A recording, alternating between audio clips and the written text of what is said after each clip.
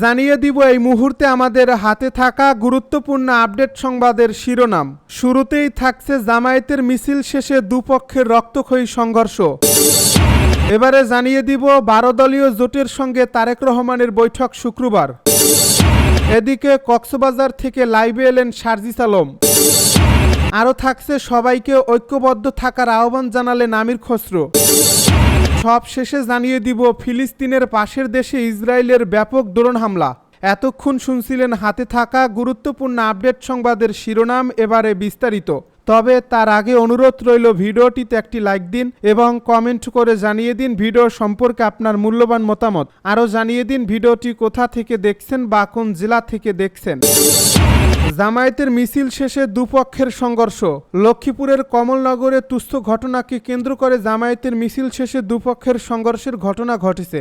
এতে অন্তত 4 জন আহত হয়েছেন। মঙ্গলবার সন্ধ্যায় জামায়াত ইসলামীর উদ্যোগে উপজেলার হাজিরহাট বাজারে জুলাই গণঅভ্যুত্থানের বর্ষপূর্তি উপলক্ষে আয়োজিত মিছিল শেষে এই হামলার ঘটনা ঘটে। ওই সময় জামায়াতের হাজিরহাট বাজার শাখার সভাপতি আইয়ুব আলী, আল মাহমুদ ওমর, জুলাই যোদ্ধা আয়মান তাকিব সহ 4 জন আহত হন। পরে পরিস্থিতি সামাল দিতে পুলিশ 2 জনকে আটক করে থানায় নিয়ে যায়। এক পর্যায়ে মুসলেকা নিয়ে রাতে তাদের ছেড়ে দেওয়া হয়।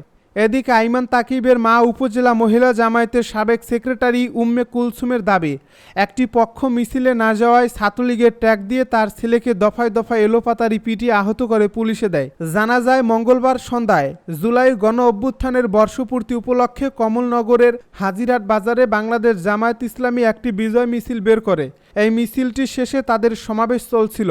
এ সময় পূর্বের তুচ্ছ ঘটনাকে কেন্দ্র করে জামায়াতের হাজিরহাট বাজার শাখার সভাপতি আইয়ুব আলীকে নিয়ে কটূক্তিমূলক মন্তব্য করেন ঘটনাস্থলে অবস্থান করা আল মাহমুদ ওমর নামে এক যুবক। পরে তাৎক্ষণিক আইয়ুব আলী ও তার ভাই জামায়াত নেতা মোহাম্মদ ইনুস সহ আইয়ুব আলীর অনুসারীরা আল মাহমুদ ওমর ও তার বন্ধু সাবেক মহিলা জামায়াতের সেক্রেটারি উম্মে কুলসুমের ছেলে আইমান তাকিবকে বেধড়ক পেটায়। পরে জনরোষ থেকে বাঁচতে তাদের পুলিশের হাতে তুলে দেওয়া হয়।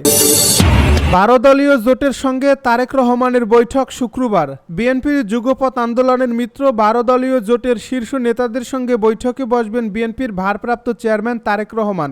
শুক্রবার বিকেল 3টায় রাজধানীর গুলশানে বিএনপি চেয়ারপারসনের কার্যালয়ে বৈঠকে অনুষ্ঠিত হয়। তারেক রহমান লন্ডন থেকে ভার্চুয়ালি যুক্ত হবেন। বুধবার দুপুরে রাজধানীতে এক অনুষ্ঠানে 12 দলীয় জোটের প্রধান ও জাতীয় পার্টির চেয়ারম্যান মোস্তফা জামাল হায়দার এই তথ্য জানান।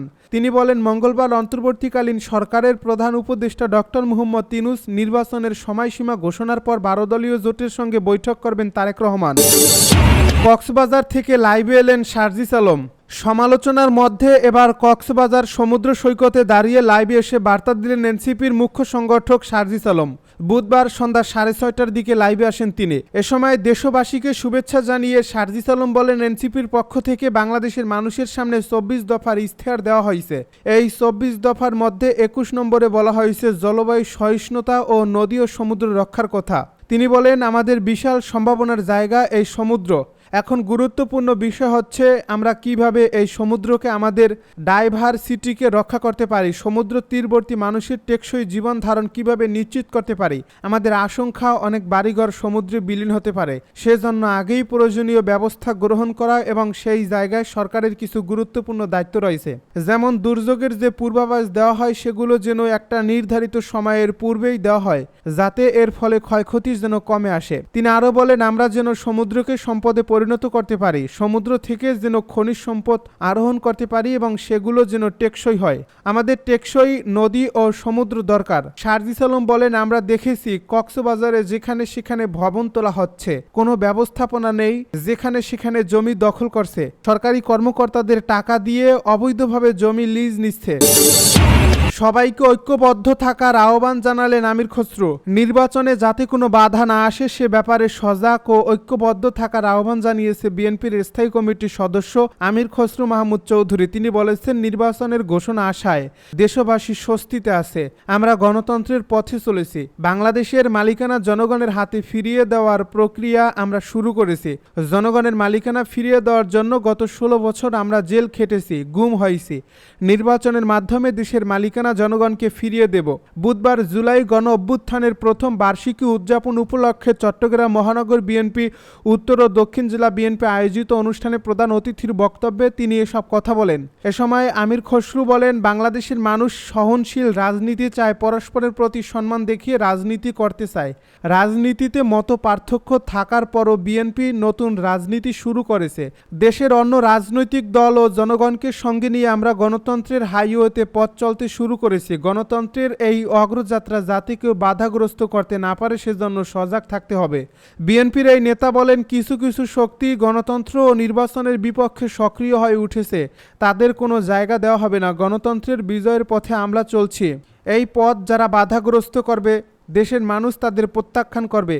তারা রাজনীতি করবে কিন্তু ভোটে আসবে না। শেখ হাসিনার মতো নিজের মতকে জনগণের মত বলে চালিয়ে দেবে। গণতন্ত্রের পথে অগ্রযাত্রার সব কৃতিত্ব নেতাকর্মীদের উল্লেখ করে আমির খসরু বলেন, 18 বছরের ত্যাগ তিতিক্ষায় আমাদের আজকের এই সফলতা। আমাদের সফলতায় কৃতিত্ব আপনাদের ত্যাগের কারণে। এই ত্যাগের বিনিময়ে আমরা সফলতা পেয়েছি। নির্বাচন পর্যন্ত ত্যাগ স্বীকার করতে হবে, চোখ কান খোলা রাখতে হবে। গণতন্ত্র বিরোধী শক্তিকে মোকাবেলা করে ধানের শীষকে আগামীতে বিজয়ী করে তারেক রহমানের নেতৃত্বে দেশকে এগিয়ে নিতে হবে। ফিলিস্তিনের পাশের দেশে ইসরায়েলের ড্রোন হামলা। পূর্ব লেবাননের রাতের ড্রোন হামলায় হিজবুল্লাহর এক কর্মী নিহত হয়েছেন। ইসরায়েলের প্রতিরক্ষা বাহিনী আইডিএফ এই হামলার দায় স্বীকার করে বিবৃতি দিয়েছে। যুদ্ধবিরতি লঙ্ঘন করে এ হামলা ইসরায়েলের আন্তর্জাতিক নিয়ম নীতি তোয়াক্কা না করার আরেকটি উদাহরণ। বুধবার আইডিএফ জানিয়েছে, গত রাতে লেবাননের উত্তর পূর্ব বেকা উপত্যকায় ইসরায়েলি ড্রোন হামলায় হিজবুল্লাহর এক কর্মী নিহত হয়েছেন। খবর দ্য টাইমস অফ ইসরায়েলের। ইসরায়েলি সেনাবাহিনীর মতে হাসাম কাশেম গারাপ নামে ওই কর্মী লেবানন থেকে সিরিয়ার সন্ত্রাসী গোষ্ঠীগুলোকে উত্তর ইসরায়েলের গোলান হাইটজে রকেট হামলা চালানোর নির্দেশ দিচ্ছিলেন। সন্ত্রাসীদের কার্যকলাপ ইসরায়েল রাষ্ট্র এবং এর নাগরিকদের জন্য হুমকি স্বরূপ ছিল। 2024 সালের নভেম্বরে যুদ্ধবিরতির পরও আইডিএফ লেবাননে হামলা চালিয়ে আসছে। সেসব হামলায় 230 জনেরও বেশি হিজবুল্লাহ কর্মী নিহত হয়েছেন। ইসরায়েলিদের দাবি, হিজবুল্লাহ যুদ্ধবিরতির শর্ত লঙ্ঘন করায় আইডিএফ অভিযান চালাতে বাধ্য হয়, কিন্তু লেবানন দাবি করছে বারবার চুক্তি ও সার্বভৌমত্ব লঙ্ঘন করে ইসরায়েলি আগে হামলা চালাচ্ছে। এদিকে গাজা দখলের পরিকল্পনায় আরও এগিয়েছে ইসরায়েল, আর সেই পরিকল্পনা নিয়ে কথা বলেছেন মার্কিন president Donald Trump. Donald Trump তার বক্তব্যে বেনিয়ামিন নেতানিয়াহুর সম্ভাব্য পরিকল্পনায় সায় দেন, ইঙ্গিত দেন ইসরায়েল এমন পদক্ষেপ নিলে তিনি বাধা দেবেন না। খবর দ্য টাইমস অফ ইসরায়েলের। স্থানীয় সময় মঙ্গলবার প্রেসিডেন্ট ট্রাম্প বলেন, গাজার মানুষের খাবারের বিষয়টি নিয়েই তিনি বেশি মনোযোগী। ইসরায়েল যদি গাজার পুরো এলাকা দখল করে নেয়, সে বিষয়ে সিদ্ধান্ত নেওয়া তাদের উপরই ছেড়ে দেন তিনি। ডোনাল্ড ট্রাম্প সাংবাদিকদেরকে বলেন, বাকি বিষয়গুলো সম্পর্কে আমি কিছু বলতে পারি না, এটা মূলত ইসরায়েলের উপর নির্ভর করছে।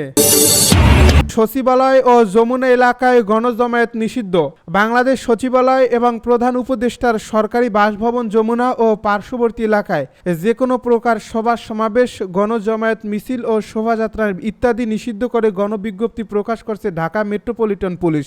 বুধবার ডিএমপি কমিশনার শেখ মোহাম্মদ সাজ্জাদ আলী স্বাক্ষরিত এক গণবিজ্ঞপ্তিতে এর নির্দেশনা প্রদান করা হয়। গণবিজ্ঞপ্তিতে বলা হয়, সর্বসাধারণের অবগতির জন্য জানানো যাচ্ছে, জনশৃঙ্খলা এবং প্রধান উপদেষ্টার নিরাপত্তা রক্ষার স্বার্থে ডিএমপি অধ্যাদেশের 29 ধারায় অর্পিত ক্ষমতা বলে শুক্রবার থেকে পরবর্তী নির্দেশ না দেওয়া পর্যন্ত বাংলাদেশ সচিবালয় এবং প্রধান উপদেষ্টার সরকারি বাসভবন যমুনা ও পার্শ্ববর্তী এলাকায়, ইন্টারকন্টিনেন্টাল ক্রসিং, কাকরাইল মসজিদ ক্রসিং, অফিসার্স ক্লাব ক্রসিং ও মিন্টু রোড ক্রসিং এর মধ্যবর্তী এলাকায় সব ধরনের সভা সমাবেশ, গণজামায়াত, মিছিল, মানববন্ধন, অবস্থান, ধর্মঘট, শোভাযাত্রা ইত্যাদি নিষিদ্ধ